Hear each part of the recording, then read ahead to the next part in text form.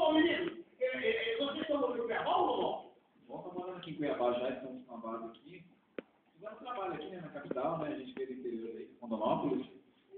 Fazendo corre em Cuiabá. E como é que tá por esses primeiros meses aí? Valeu a pena a troca? Tá difícil? Me fala a verdade. Bom, graças a Deus, um trabalho novo agora, em 2011, tem as pegas, agora está sendo legal. Estamos com fazer com uma pegada nova, né? Uma pegada mais universitária, né?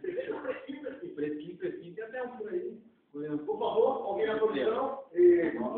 Rápido, né, Bob? Rápido, né? Esse é o mais recente CD da dupla Ricardo Alexandre. Isso, a gente fechou ele agora com 13 faixas, né? Mas tem algumas ainda para entrar, que vai entrando bem com dos meses aí. E aí vocês estão divulgando esse CD, que é um vídeo para todo o Brasil. Estamos soltando para todo o Brasil, né? Fazendo aqui no Mato Grosso, interior de São Paulo, Paraná. Está começando a divulgar. O nosso site também tem bastante novidades, que é o www.ricardoalexandre.com.br. Agora a gente tem Facebook também, Ricardo Alexandre, e Twitter. Vocês, depois eu vou cutucar vocês lá. Ricardo Alexandre, novo de volta.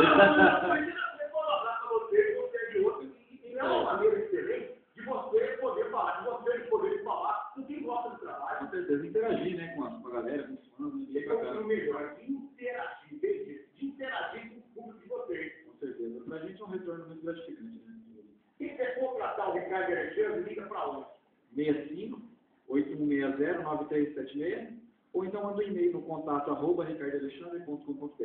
E não fica à vontade, já volta aí comigo, soltar essa voz, tá bom? Ok, Carioca, você sabe que hoje tem